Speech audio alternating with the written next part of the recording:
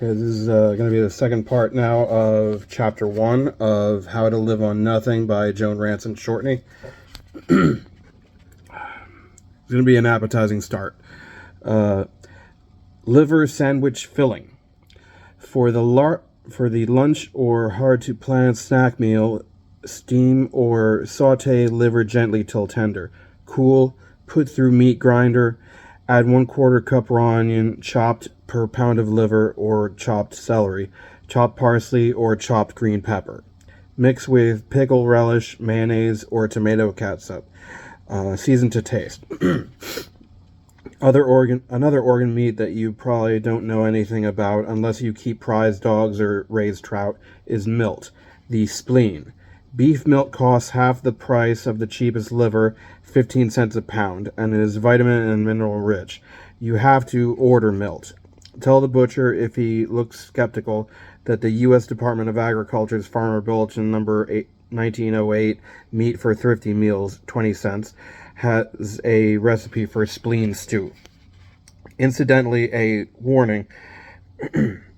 Introduce new foods to your family gradually and a little at a time without fanfare. Otherwise, a whopping big portion of whatever it is may go to the lucky pets you own.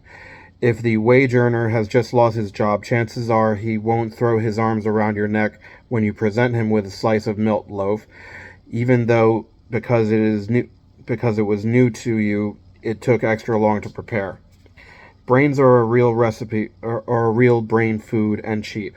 Adele Davis gives delicious recipes for all the meats in her excellent cookbook, Let's Cook It Right, Hardcore Brace, 1947, which everybody, but especially budgeteers, should own to help preserve all natural vitamins.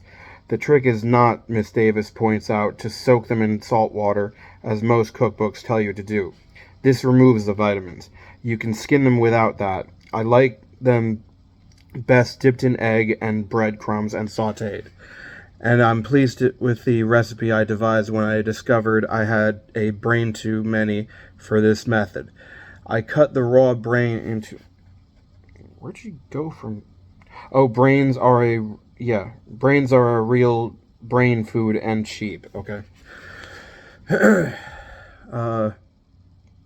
I am pleased with the recipe I devised when I discovered I had a brain too many for this method.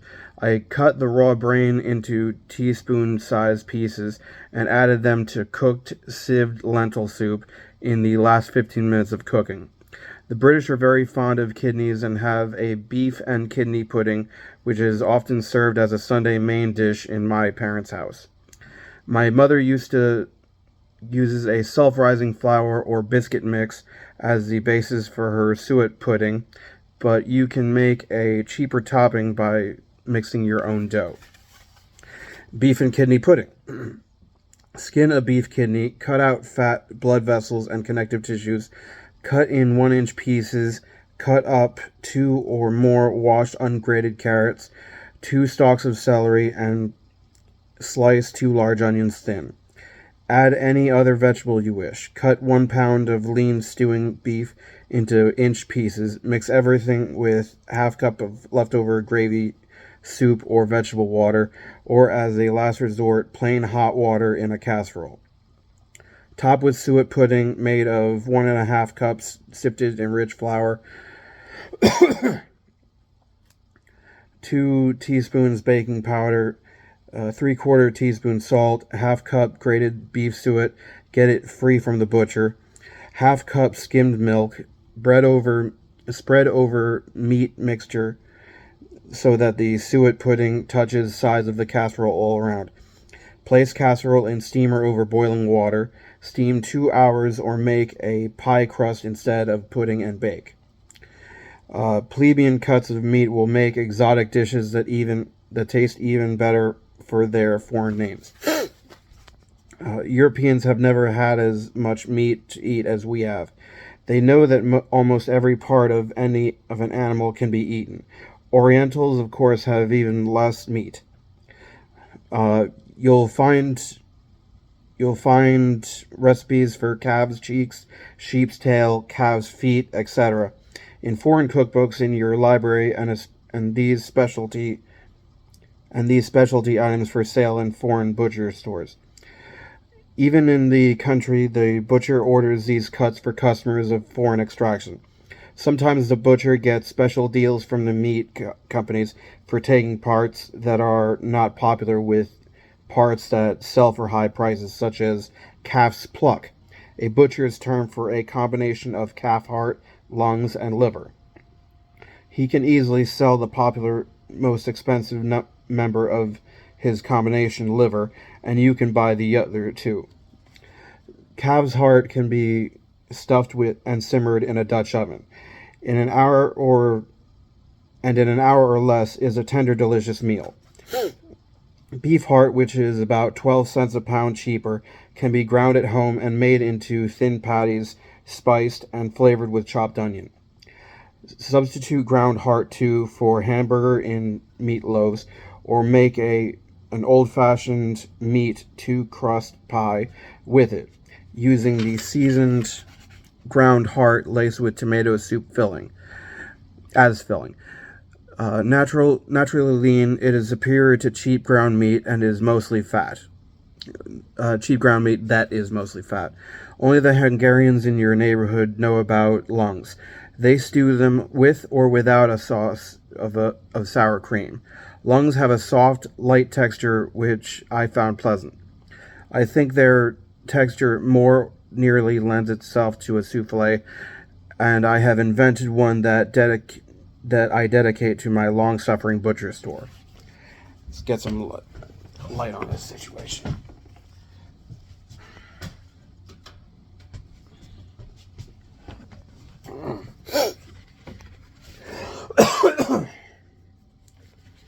No point penny pitching on electricity if you lose your eyes in 10 years. Souffle a la B&O.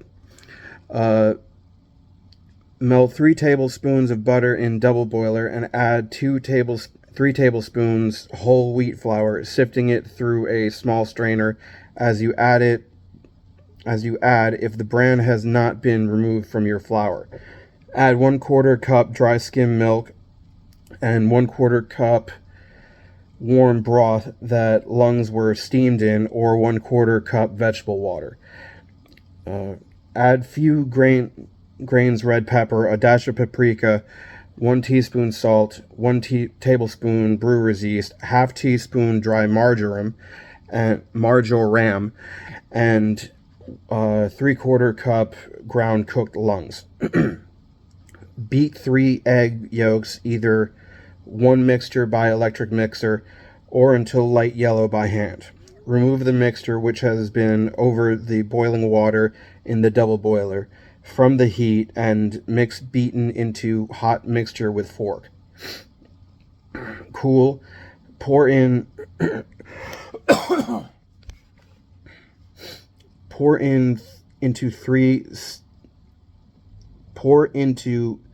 3 stiff beaten egg whites, high speed for 3 minutes or by hand until stiff. Place in oiled casserole and set casserole in pan of hot water. Bake in moderate oven, 350 degrees, for half an hour.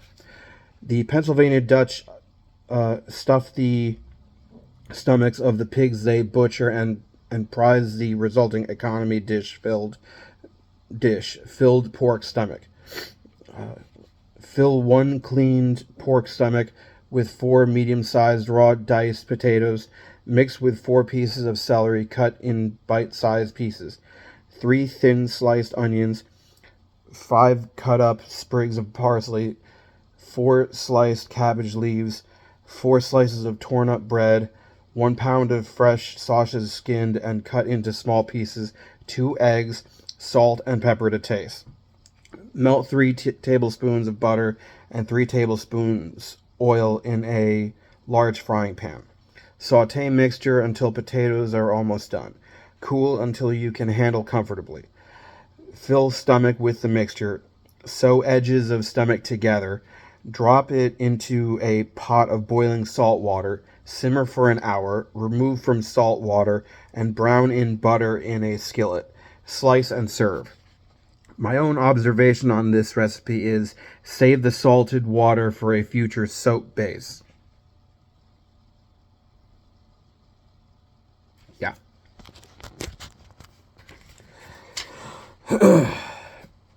Many country people buy live animals and slaughter them in order to cut $50 or more off their winter meat bills.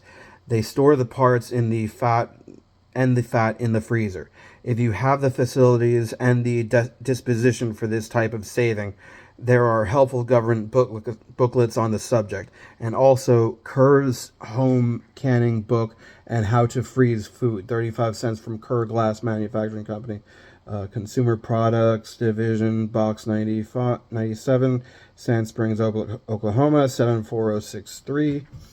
This company's three other booklets, you'll love them to, titles, You'll Love Them Too, 10 Short Lessons in Canning and Freezing, and We've Got a Date, Home Canning and Freezing Guide, are free. Budget diets need not be unbalanced or overstarchy if you remember to eat some animal protein with each meal. In addition to meat, fish, fowl, and the animal proteins include cheese, milk, and products that have enough milk in them to count. You can also cut down on the amount of more expensive animal protein by including ample servings of legumes, nuts, peanut butter, and whole grain products. Hoarding for that rainy day. A friend of mine who worked her way through college, as many of us did in the Great Depression, told me that her widowed mother, a practical nurse, had provided for days of want in days of plenty by investing heavily in canned goods whenever she had work. I was skeptical about this diet, as I'd always understood that everyone needs some fresh greens and fruit every day. Many people of a former generation had slight scurvy because, without benefit of freezers, canned goods, or modern transportation, they lived through the winter without enough foods containing vitamin C. My friend was, however, healthy and full of vim and getting top grades in school. I've learned since that commercial canneries can can foods by treatments that drive out air before the containers are sealed and cooked. They are, therefore, able to retain some of the unstable vitamins that we often destroy by home canning methods. For a free booklet explaining vitamin content and other facts about canned food, send to American Canned Company, 100 Park Avenue, New York, 10017 for the Canned Food Handbook. You can keep canned goods indefinitely without spoilage as long as nothing happens to the can to make it leak, but the vitamins will disappear from canned goods that are kept too long or at too high temperature. The maximum period that you could store canned goods is 1 year and at a temperature below 70 degrees Fahrenheit. Even the least stable of the vitamins C and B1 keep fairly well if you make sure to keep your cans cool. Glass is not so favorable to vitamin retention, but it helps if you keep jars cool and dark. Freezers, for those lucky enough to have them, may be the latest answer to storing ahead for barren periods. They are they retain vitamins if you don't let the food alternately thaw and freeze. In fact, because only dark green and deep yellow vegetables give you enough provitamin A, and only really fresh citrus and tomatoes can be counted on for vitamin C, it's better and cheaper to buy canned and frozen produce on sale than to try to make meals of limp and faded, quote-unquote, fresh vegetables. What, however, is the answer to for those of us who have neither refrigerator nor freezer nor stored canned vegetables? How can we possibly afford vitamin-full foods every day? Well, in the country and the suburbs, there's vitamin-filled food free for the picking. A cup of cooked dandelion greens offers about 27,310 international units of provitamin A as compared to carrots 18,130. Also 337 milligrams of calcium and worthy amounts of B vitamins, vitamin C, and iron from Food Values in Common Portions, U.S. Department of Agriculture, U.S. April 1951. All food tables are necessarily approximate, as under different conditions and soils, foods differ in vitamin and mineral content. Dandelion greens have come into their own and are now sold by seed houses and groceries. The ones that you are able to pick from your garden, lawn, or field just before cooking are more vitamin rich than those which lie around in markets. Use them chopped and raw in a salad or cook them briefly with a little water and a lid on the pot as you do any vegetables to preserve their vitamins. The Chinese cook dandelions as they do other vegetables in a little oil, stirring all the time. Total cooking time less than 5 minutes. This is vitamin retaining and flavorsome, a method evolved by a nation that eats a great amount of vegetables in relation to its meat consumption and makes better use of its vegetables than we do. Asparagus like shoots Asparagus like shoots of the young pokeweed are prized all over the United States. The Arkansas Experiment Station of the U.S. Department of Agriculture has done research on making poke a cultivated crop. Meanwhile, if you gather it, pick it only in the early spring and never eat its roots, seeds, or leaves. The root is especially poisonous despite the fact that herbalists use it for medicine. You can use its berries for ink as the pioneers did. How to eat the weeds. Below is a list of additional vitamin and mineral rich wildings that are free for your picking. Varying only with the region you live in, you can help yourself to a handful from anyone's garden. People will be glad to be rid of these weeds.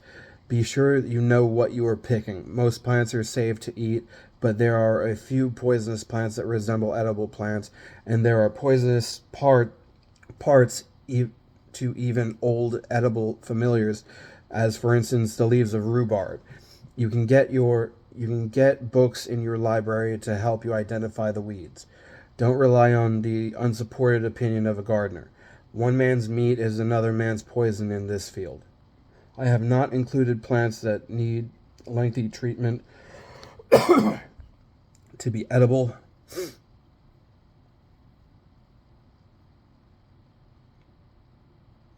I have not included plants that need lengthy treatment to be edible, such as the jack-in-the-pulpit root, which the Indian dried for months before cooking and grinding into flour. It is poisonous when eaten raw, nor have I included plants like skunk cabbage, which literally stink and need many vitamin-wasting changes of water to be pleasant. If you wish to eat it on a camping trip, Professor Oliver Perry Metzger in Edible Wild Plants, Macmillan, 1943, will tell you about its preparation. If you find several to your taste in the following list, and sometimes one must cultivate a taste for wildings, by all means explore the field further and broaden your menus. There are many more edible plants than the few I cite. First, cook even those I suggest as salad plants. Digestions vary, and even among cultivated vegetables, there are plants that some people can eat only cooked, and other people can eat only raw. There are also vegetables, both wild and cultivated, which must always be cooked, as in the raw state there are indigestible or toxic ingredients. Green amaranth or pigweed is a weedy relative of red-plumed coxcomb, except that pigweed plume is green. Eat leaves in spring as salad, later cooked as pot herb. Burdock has mature leaves that look like rhubarbs, except that they have a dull finish. As children, we made baskets of its stickers topped with purple fuzzy flowers. Burdock is cultivated in Japan for its edible roots. Stems and roots and young flower stalks can be peeled and steamed. Peeled young stems can be eaten raw in salad. Cress as pot herbs or salad greens, including bitter cress, scurvy grass, as well as and the well-known tremendously vitamin-rich watercress, which should always be eaten raw. Chicory. We have told you of the root use of this versatile plant. The basal leaves can be used as salad greens or pot herbs. The blanched second growth leaves from the root are sold as endive. I didn't know that. Chickweed Use leaves raw for salads or briefly steamed. Cattail. Both narrow and broadleaf varieties are edible. These perennial swamp herbs have 10-foot blunt brown spikes. For spring salad, cut young stems 10 to 12 inches from root and peel off outer skin, or cook roots as did the pioneers, or use the starchy root as a meal, ground and dried. It can be added as a root vegetable to stew or boiled with other greens. Caraway. You know the seeds and may have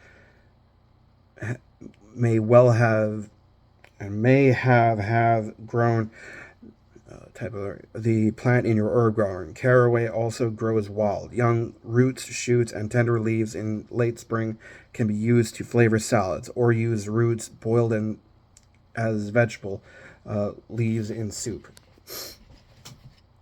Dayflower, a pretty weed having three-petaled small blue flowers. Steam leaves in a little water as pot herb. Evening primrose, yellow nocturnally blooming flowers. This plant is cultivated in England for its edible roots, which can be used in stews and soups. In Germany, cultivated under the name rampion. Leaves used as a pot herb. Great willow herb or fireweed has magenta flowers, long willow-like leaves, young shoots boiled as asparagus leaves, and young stems as pot herbs. Jerusalem artichoke. This plant with leathery leaves and a yellow flower like a sunflower yields an edible root with tubers that can be boiled or baked like potatoes. Lamb's quarters.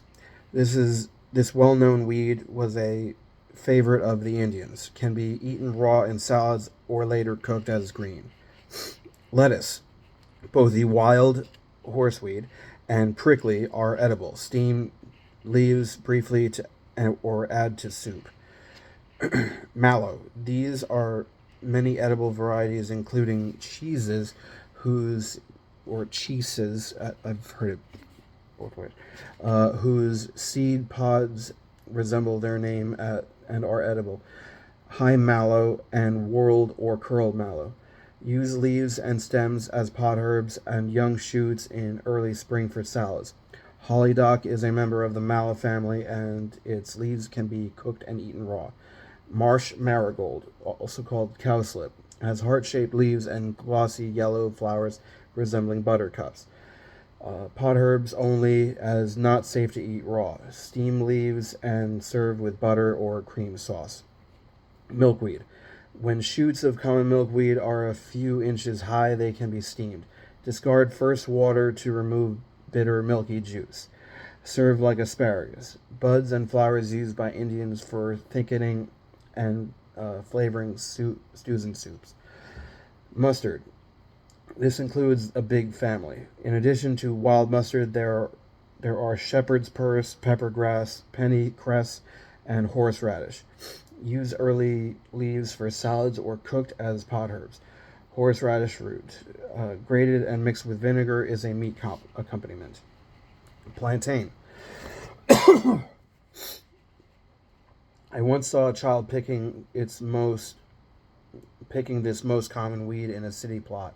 Thinking she was starved for greenery, I was sorry that she had to stoop to plantain for her bouquet. Now, knowing more, I think she may have been told by her mother to collect the dinner vegetable. Steam the leaves briefly or until tender. In China, this weed is popular as spring greens. Purslane or wild portulaca. Here's another weed that can be found for sale in Europe and Mexico, but that is too often ignored here. This succulent little plant has light yellow flowers that open briefly on sunny days. Vitamin rich, the leaves can be used raw in salads or cooked with the fleshy stems as a vegetable or in soup. Sassafras. This is a tree.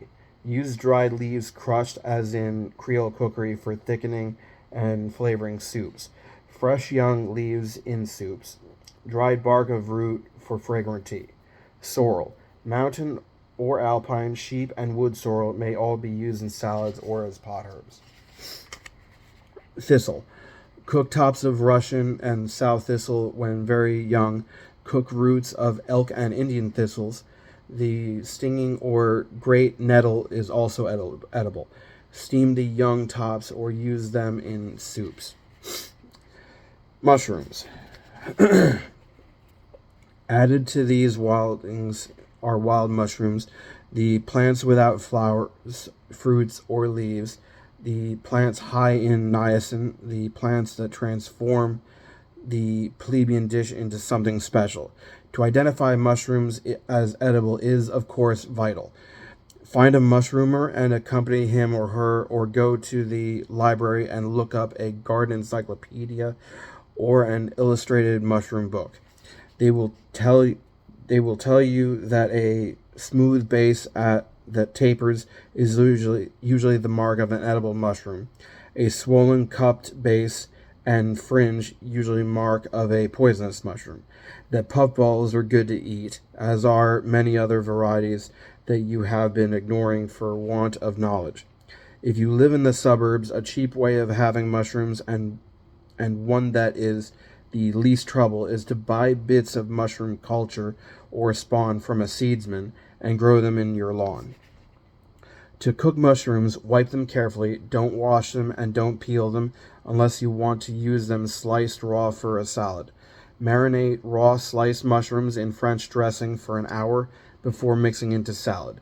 To slice mushrooms for cooking, cut the unpeeled mushroom lengthwise through stem and top to make delicate vertical slices. By all means, plant a garden if you can. Even city dwellers can sometimes arrange to rent or share garden space in a nearby suburb. Garden fresh vegetables can be cooked soon after picking, are much more vitamin filled than vegetables that have lost much worth through storage and long travel. Parsley and chives can be grown in window boxes. City dwellers can get many vegetables for the asking at less trouble than we who have to wander among the weeds. The grocer nowadays has a perfect passion for washing greens and wrapping them in plyo film. If you reach his place early in the morning when he's engaged in his vitamin robbing tasks, you may receive a gift of the discarded vitamin-rich outer leaves, plus a stray carrot and some celery stalks. I've obtained boxfuls from a grocer in a nearby town, and I use the wooden boxes for fuel while I'm preparing the greens. A man we knew lived in a trailer near the Florida truck gardens. He had the farmer's permission to pick vegetables which the professional pickers left. That's the way his family obtained their free vegetable supply. If your free vegetables are too wilted for salad or vegetable use, make of them a mineral-rich broth. Add them to the weekly vegetable pairings. Chop everything fine or put through the meat grinder. Add this pulp to a pot of salted water, boil for 20 to 30 minutes, let cool, drain through a colander, discard pulp. Young carrot tops can be minced and added to other greens. Turnip and beet tops can be cooked and eaten like spinach. Pea pods can be cooked with the peas, and if young enough, eaten. If old, cook them anyway and scrape off the soft section, discarding only the fibrous frame. Use these soft scrapings for pea pod puree. It's nice to know that it's not what you spend on vegetables and fruits that makes you well fed, but how you choose them, store them, and prepare them. We've spoken of the importance of choosing well-colored, crisp vegetables in short, well-stored vegetables. See that you store them properly too. Don't let them stand and wilt in your kitchen table. Never soak vegetables in water. This dissolves the vitamin C. Wash vegetables quickly and put them in the refrigerator promptly to keep their vitamins. Fresh parsley, for instance, will keep cool vitamins and flavors longer. Will keep color, vitamins, and flavors longer than a week if you wash it under cold running water. Dry and put it into a covered glass jar in the refrigerator. Then it's ready for you to use whenever you want some for salads.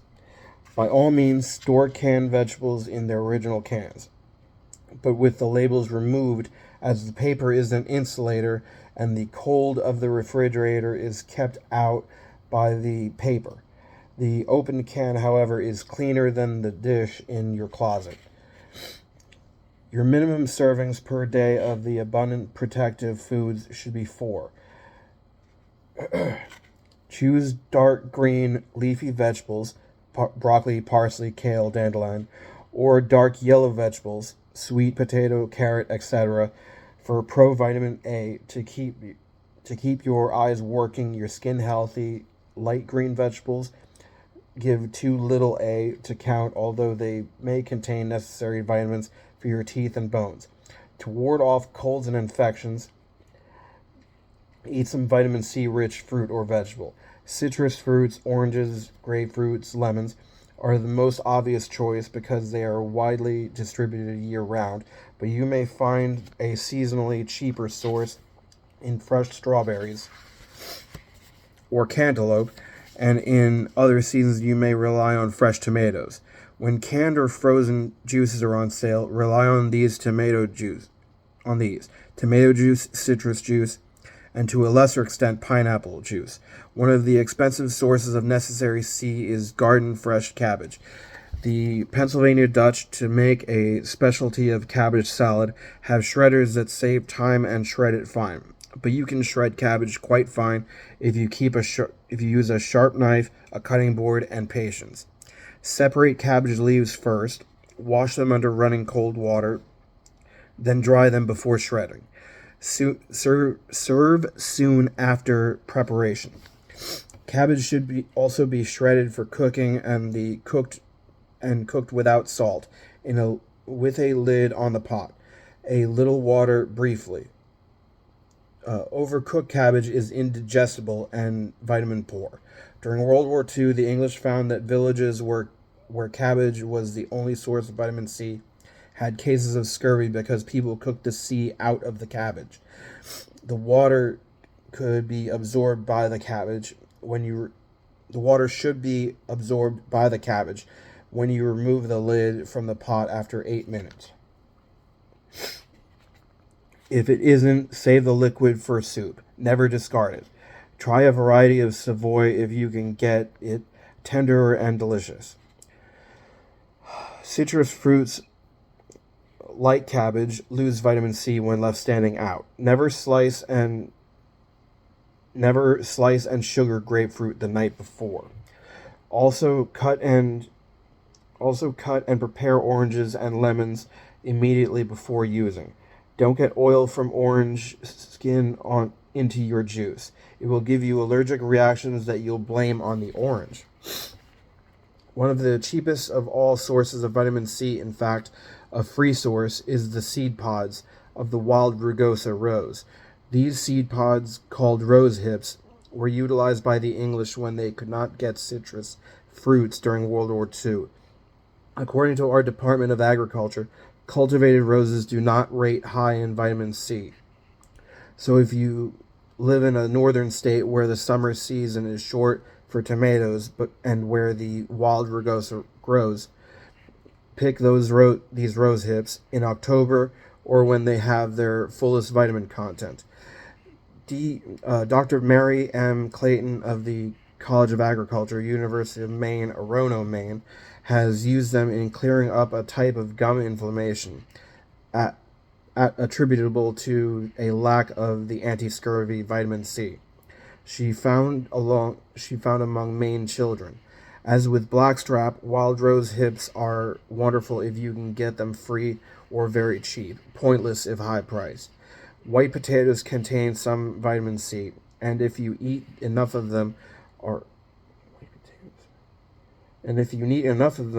a good protective food, much to the surprise of people who think of this cheap, good vegetable as fattening. A medium-sized boiled or baked potato provides only about 100 calories equal to half a grapefruit. It's the fat, floury gravy or grease you eat on a potato that fattens you. Cooked properly, that is, with the skin on, a medium-sized potato can furnish as much as a fifth of the day's C requirements, and also will bring worthwhile amounts of the B vitamins thiamine and niacin, as well as iron, phosphorus, potassium. Sweet potatoes, another plant family entirely, are full of vitamin A. The Chinese use them as a between meal sweet because when because they have staying power. Remember this when you want the much vaunted quick energy offered by candy, which brings you no vitamins but a lot of calories. Don't forget the fruits. They have natural sugars and will make your meals interesting. Use them fresh for dessert. They have a they have a massage action on the gums and a natural teeth cleaning action as opposed to refined sugar's tooth drilling action. If you are older and have difficulty chewing raw vegetables, you may find the softer texture of raw fruit pleasanter. You can obtain from fruit orchards or windfalls for the picking or the picking plus a few cents. Farmers who have surplus fruit will make the same arrangement. Look into the source of your winter's fruit supply. Improve your health while you're filling your stomach.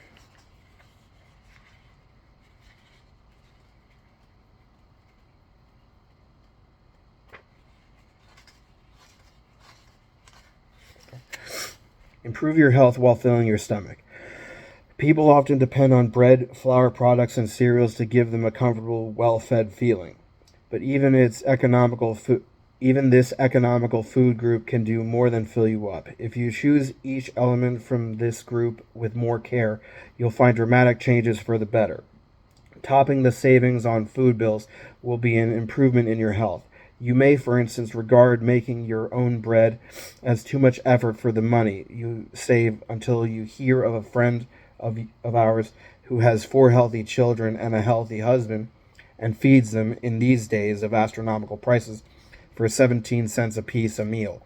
The mainstay of their diet is homemade bread made from whole wheat flour strengthened with extra wheat germ, soybean flour, food yeast, and powdered skim milk. A woman near us who runs a small farm and works in a factory too somehow finds time to make whole rye bread because when she doesn't, she becomes constipated. Others have solved the same problem by eating a cooked cereal in the morning. Food is marvelously adjustable, and it's the balanced diet that counts. Most people who have been eating white bread and refined cereals are surprised to learn that whole grain breads and cereals provide several B vitamins and minerals that may have been lacking in their diet and at the same price. People who are so fond of white bread that the thought of dark bread blights their appetite should be sure to get enriched bread and flour. In enriched products, 3 of the B vitamins and iron that are taken out in the milling of white flour are restored chemically. The rest of the vitamins are not put back, which means that whole grain products give you more for your money. Whole wheat bread is higher in protein, lower in starch, and has less calories than white bread. A fact to watch on cheap diets, which tend to become overstarchy. To get food at the source and in bulk in order to save money, you might be able to team up with friends. When you can, either send for your foodstuffs directly from a wholesaler and divide the quantity with bread, or drive direct to the farm and add the cost of hauling to your friends' portions. Even if you buy alone and in small lots, you'll save by buying at the source. In this time of high food prices, I buy whole wheat flour from the village mill for 6 cents a pound. This flour contains everything the kernel contains, including bran and wheat germ. I solve the husk question by sifting the flour before I measure it. I then add the husks to our breakfast whole wheat meal. Feed them to the birds if you don't like that much roughage. We our wheat is our wheat in this section of the East is soft wheat. Be sure to ask when you purchase your whole wheat flour whether it is soft or hard. If you have a choice, choose hard wheat for bread because of its higher protein content and its greater amount of better quality gluten, which makes a better rising dough. I get a good dark yeast bread by mixing the soft whole wheat flour with enriched unbleached white bread flour laced with extra wheat germ. For a 32-cent booklet on for a 32-page booklet of wheat germ recipes, send 15 cents to Customer Service Department, Kretschmer Corporation, Carrollton, Michigan. Baking success comes with practice. Fleischmann's new treasury of yeast baking illustrates and explains the steps in kneading and shaping loaves as well as the new method of baking bread without kneading. Order it for 25 cents from Customer Service Department, Standard Brands Incorporated, 625 Madison Avenue, New York, New York. In addition, you can get recipes and answers to your baking questions from Red Star Yeast, Home Service Department, 221 East Buffalo Street, Milwaukee, Wisconsin, 53702. This is a revival of There is a revival of baking bread at home lately, and these two great yeast companies have done a great deal to make home bread baking successful bread baking. One of the best rye breads I know, and one that bakes successfully every time, is made of hop flavored malt extract. Made with hop flavored malt extract. You can get the Blue Ribbon Malt Extract Recipe booklet free from Premier Malt Products Incorporated, Merchandise Mart, Chicago, Illinois, 60652. Whole rye flour, as opposed to light rye, unbleached rye, etc., is not easy to find, but is worth the search. We buy it in a Quakertown feed mill for 75 cents, 10-pound sack. My favorite pumpernickel type rye is sourdough bread from a recipe originated at the New Hampshire Food Association Conference. This bread utilizes whole rye flour only and rises more slowly and never as much as ordinary rye bread. The sourdough is merely a cup of rye flour mixed with half cake or envelope of yeast and a cup of lukewarm water and let rise and fall at room temperature for a few days until it smells sour and has a gooey consistency. A little of this rising agent mixed with more rye flour and water can be reserved and kept in the refrigerator for the next batch of bread. Whole grain loaves are smaller, coarser of crumb, and heavier than white loaves. They have a nuttier, more distinctive flavor, and because they have greater protein content, they are more filling, so that less quantity satisfies the appetite. When fortified with skim milk, wheat germ, brewer's yeast, they bring much protein to your menu at a bargain. When served with butter or cheese and milk and a leafy raw vegetable, they form a balanced meal that is so delicious that you will remember that bread is truly the staff of life. While you're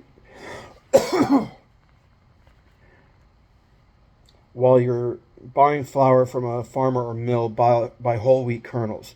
I get them for 3.5 cents a pound. Wash wheat kernels and pick out the indigestible black cockle seeds and chaff and dirt that floats to the surface. Cover wheat kernels with water and boil for 5 minutes to keep it from fermenting while it soaks. Soak 24 hours in a cool place. Boil wheat in soaking water plus enough additional water to make 3 cups of water for 1 of wheat. Use a pressure cooker at 15 pounds if you own one.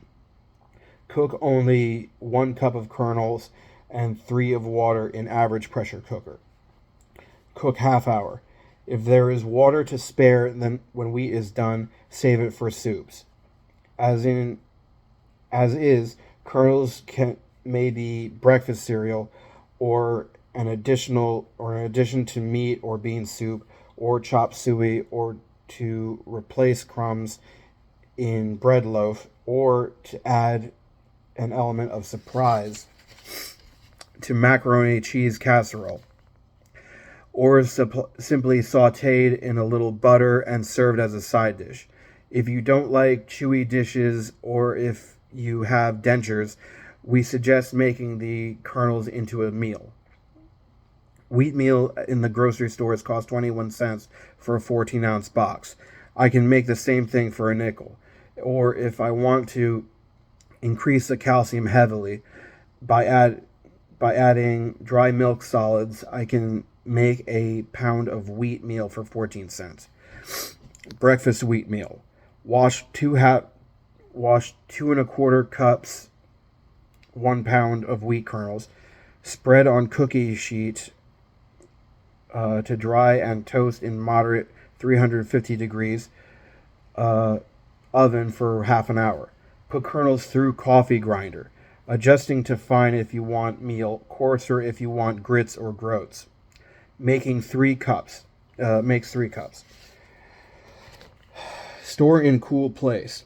To make 4 small or 2 large servings and add to make 4 small or 2 large servings and add concentrated milk values.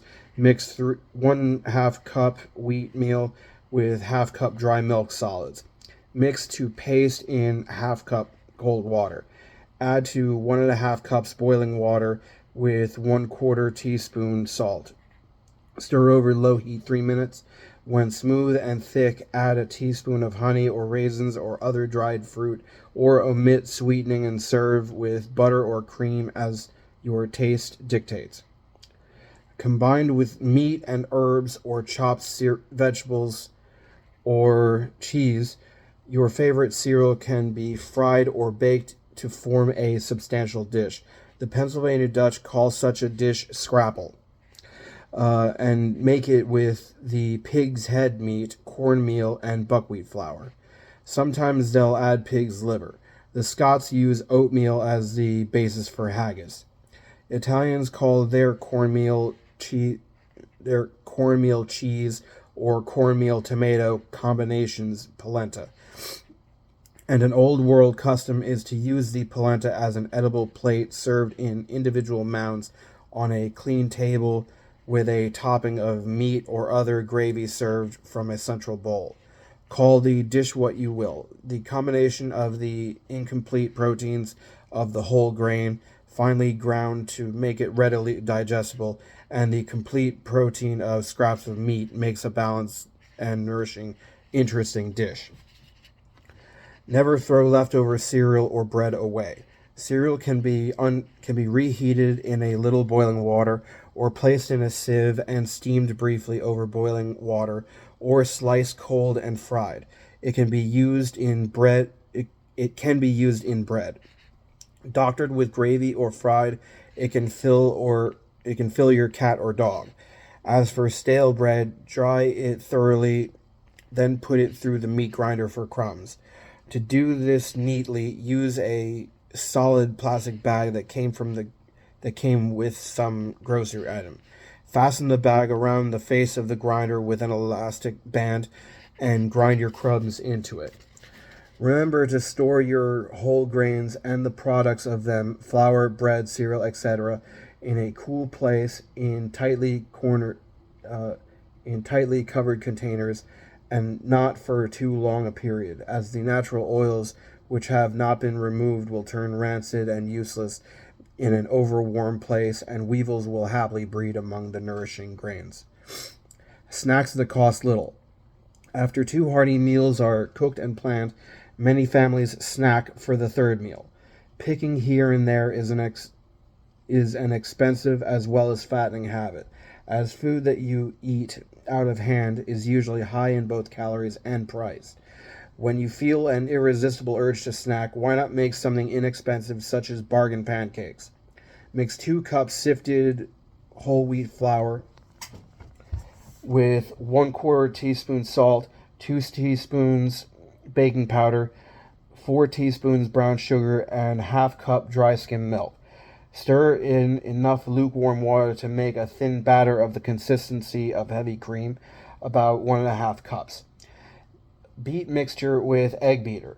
On hot oiled griddle, pour enough batter to make 3 to 4 inch cakes. Serve with butter or margarine and 49 cents a quart table syrup, or use your homemade jam or jelly for topping. You can also make griddle cakes using yeast instead of baking powder. As yeast is a food with vitamins in it, these are more nutritious than baking powder griddle cakes. And you can make these yeast pancakes, bargain cakes, by using less yeast. This is possible if you let the yeast in the recipe multiply overnight. In this manner, you can use a quarter of the quantity of yeast you'll need if you let the pancakes rise a mere hour. The food and nutrition chapter would not be complete without mention of a food bargain that is unknown to most of us. It is MPF, the multi-purpose food, developed at the California Institute of Technology and merchandised through the Meals for Millions Foundation, Incorporated, 115 West 7th Street, Los Angeles, California, 90014.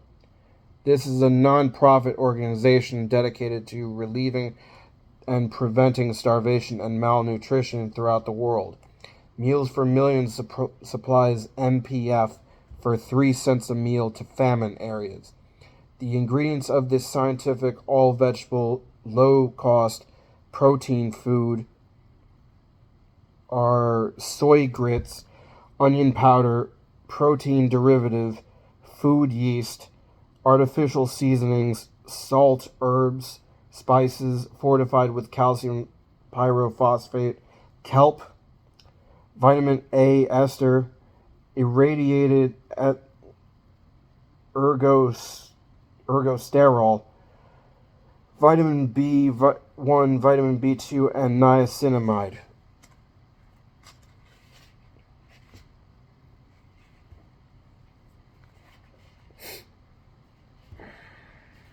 My suspicion multiplies. There is not one formula, but three. Formula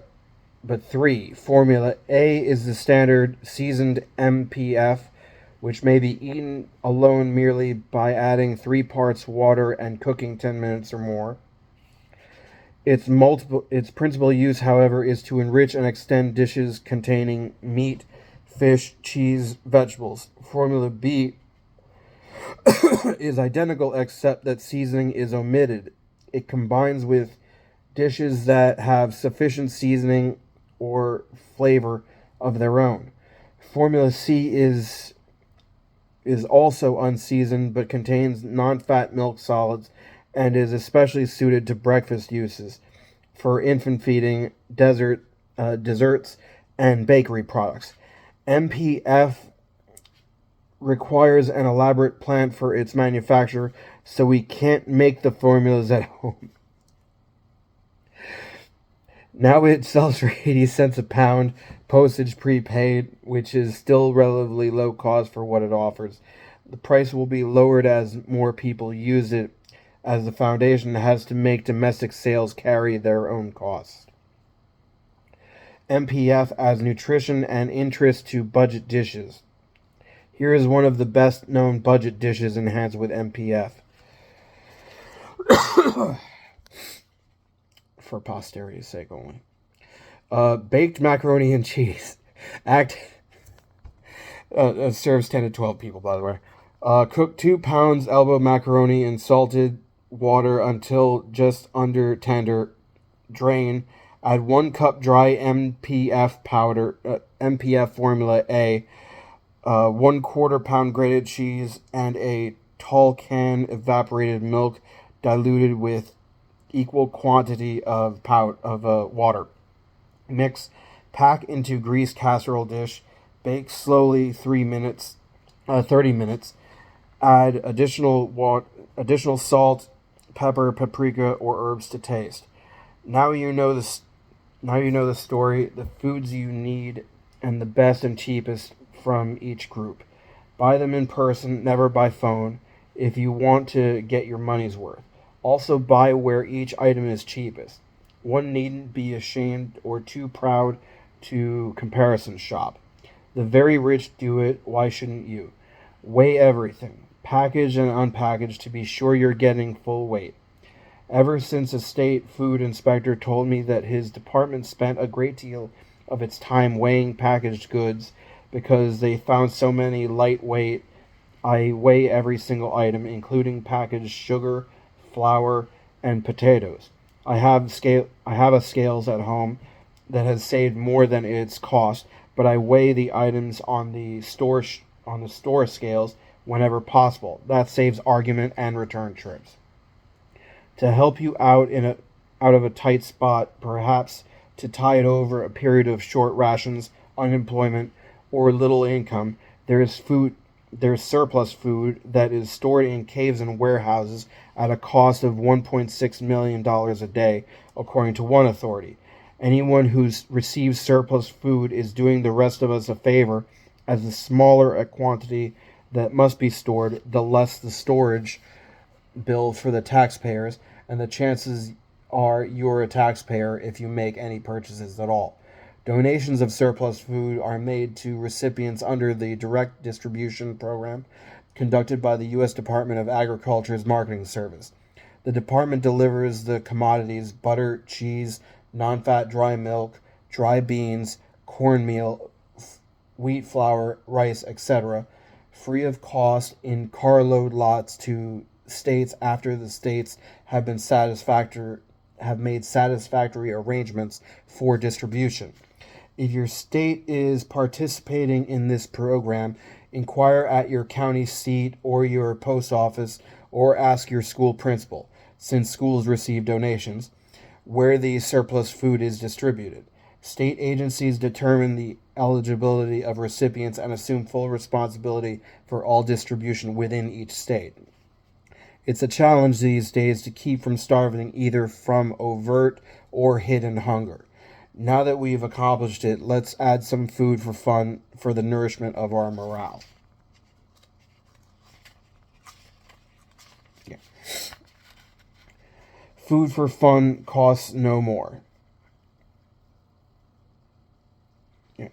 While quite apart from the axiom that the most balanced diet in our world will benefit you only if you enjoy it, eating is one of our few legitimate pleasures, and every meal should be an occasion to look forward to when you enjoy the company of the people with whom you have the most in common, your family. Emphasize texture and line to make everyday dishes rival festival delicacies. A friend of ours whose husband had a finicky appetite hired a cook, and the pampered husband gained needed weight. Cook was plain, but her food was attractive. On hot summer days, she served fruit cups as expensive restaurants serve them, in individual surrounding dishes of cracked ice. Lacking this, you can make glasses look frosted by dipping their edges in fruit juice and rolling them in powdered sugar before chilling. Chopped fruit aspic atop the fruit cup will give the same chilled look. Our friends cook garnished fruits with jellies of contrasting color, light meats with black olives, fish with a dollop of warmed pineapple or sautéed apricots, cream soup with finely chopped parsley, scrambled eggs with paprika or thinly sliced pimento.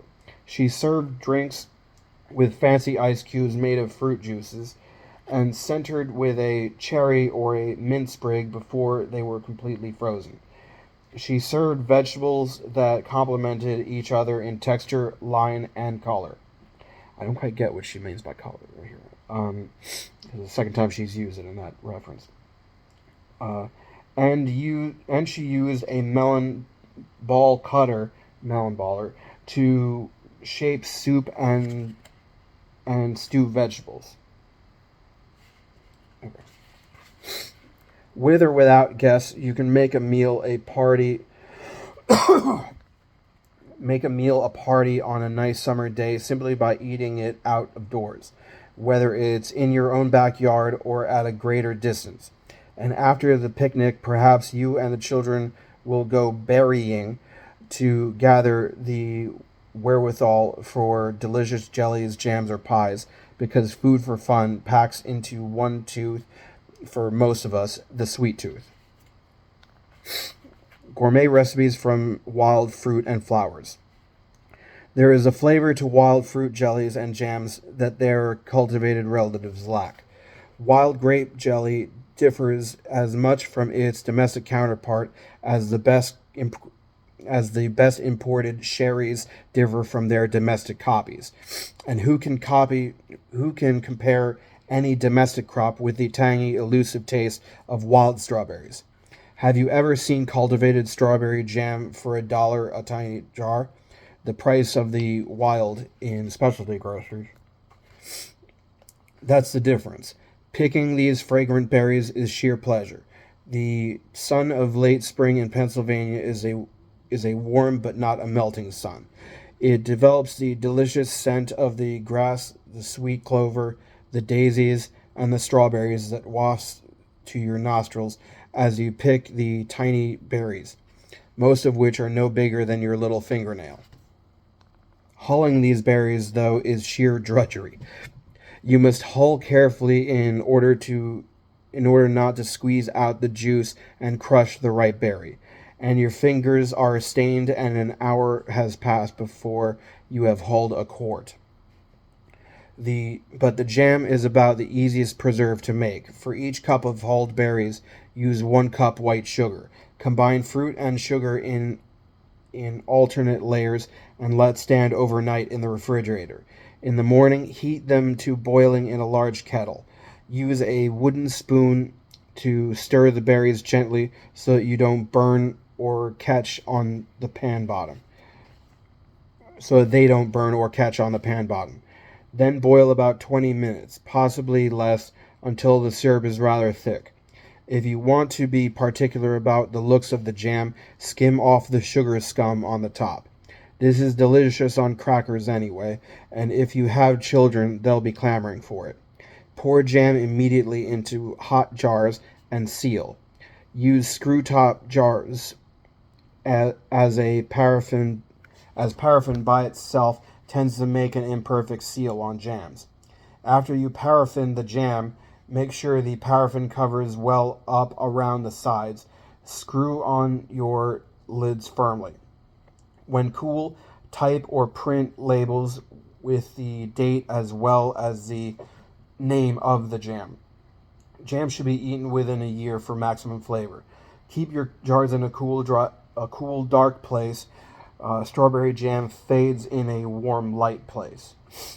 Earlier in the chapter, we discussed Dr. Mary M. Clayton's use of rose hips to combat gum inflammation due to deficiency of vitamin C. This nutritionist at the Maine Agricultural Experiment Station uses rosehip marmalade in place of other forms of sugar for children, saying that 1 level tablespoon furnishes the entire daily requirement of vitamin C for a child under 10, or about 2/3 of the amount needed by an older child.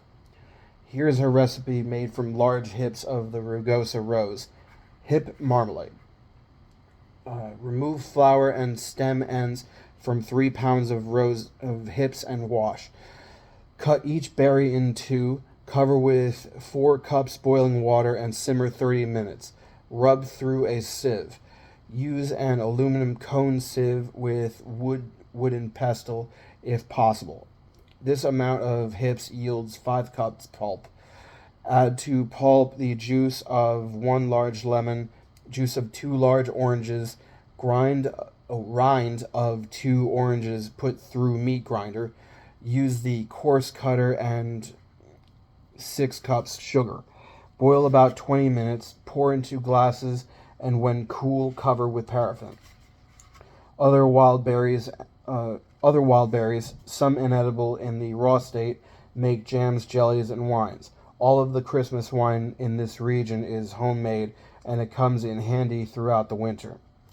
When the snow plow arrives to dig out our neighbor so that he can take his milk to the dairy, he cheers and speeds the plowman on his way with a quaff of wine. Wine, unlike comestibles, is more than the sum of its ingredients. Certainly, it is better than any of them. Consider the dandelion. The blossoms are tasteless or worse. Yet what a wine they make. Some people who moved from the neighborhood recently discovered two forgotten bottles in a corner of their cellar, a vintage they couldn't remember since they made dandelion wine every spring and usually didn't keep it long enough to justify dating the bottles. With some misgivings, they uncorked the wine rather than move it to a new place, and found that, to their amazement and delight, that age had made it like champagne. Here's their recipe. Dandelion wine. Pick dandelion flowers when fully out and dry, no rain or dew. Pick 3 quarts flowers, pack tightly to stems, cover in crock with 2 gallons boiling water.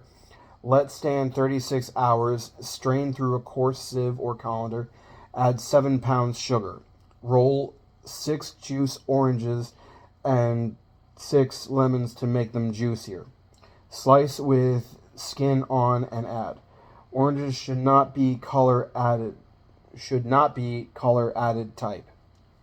Add 1/4 box seeded raisins, stir thoroughly, let stand 24 more hours, add 1 yeast cake or envelope of dry yeast dissolved in 6 tablespoons water. Stir thoroughly, strain mixture through wet muslin, a clean dish towel or strip of old bed sheet will do, into screw top bottles. Fill to brimming. Tie pieces of muslin over tops of these bottles. Put aside in a dark, cool place in the cellar for 6 months. When fermentation has stopped, that is, when no more bubbles appear in the bottles, screw on the tops. You can follow this same recipe with other flowers, particularly dogwood blossoms, which are said to make one of the best wines. Consider grapes, rosehips, blackberry, and wineberry too, and both the blossoms and the berries of the elder bushes. In fact, wild fruits and berries free for the picking are all over our country and can usually be made into delightful food or drink.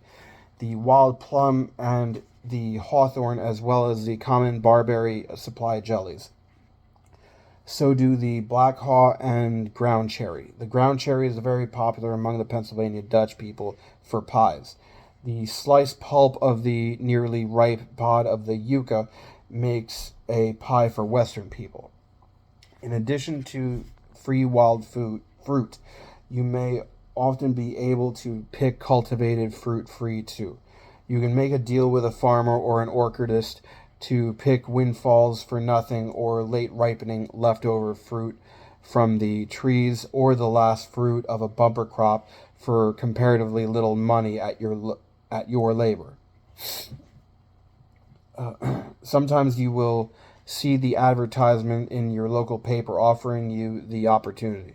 Sometimes you must make inquiries of the farmers or neighbors who make a habit of getting their supply of canning fruit this way. Delicious fruit drinks and nectars can be made in quantity, some to be consumed immediately in the hot summer and autumn, more to be canned and bottled for winter use when juices are expensive to buy. On many occasions, there is nothing more soothing and enjoyable than an herb tea, especially at night when you don't want the stimulation of coffee or tea or any sleep-banishing drink. There are 2 ways of making herb teas. The first is by infusion, which is the way ordinary tea, Thea sinensis, is made. You pour boiling water over the correct amount of leaves, which in the case of dried product, because they are more concentrated than fresh leaves, is 1 teaspoon per cup of boiling water plus 1 extra teaspoon for the pot. Then you let the leaves steep in the pot in the boiling water, but away from the fire. In ordinary tea, you let the leaves steep for 5 minutes at the most. But in herb teas, you usually let the leaves steep longer, 10 to 15 minutes. Never use a metal pot to steep any kind of tea. If you are using fresh herb leaves, use 3 teaspoons to each cup of boiling water and bruise the leaves gently with a wooden spoon or pestle to help release essential oils. Strain and remove leaves from liquid at the end of steeping time.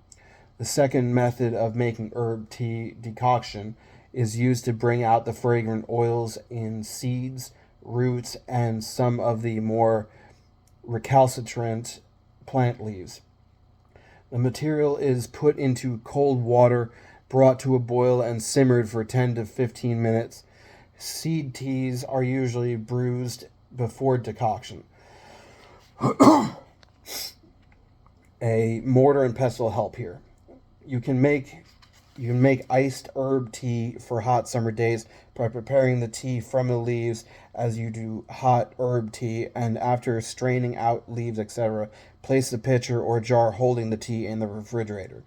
This makes a more flavorful tea than pouring the hot liquid over ice, which dilutes it. If you are going to use ice, make the tea double strength. The mints, which you'll find growing wild in damp places near brooks and in old fields, make fragrant, refreshing teas. Catnip, a mint much beloved by cats, makes an interesting tea that is reputed to be good for nervous headaches.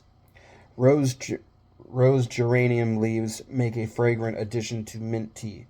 Sage, thyme, and marjoram, those well-known kitchen herbs, make teas, though whether you like them is another point.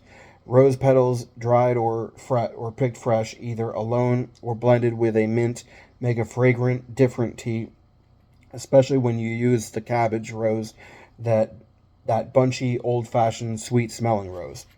Incidentally, chopped up cabbage rose petals make a colorful, fragrant, delicately sweet addition to fruit salad, smacking of the 17th century when they did such things.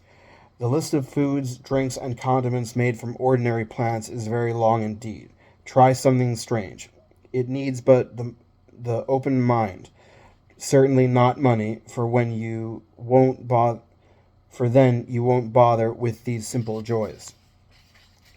That's the end of chapter 1.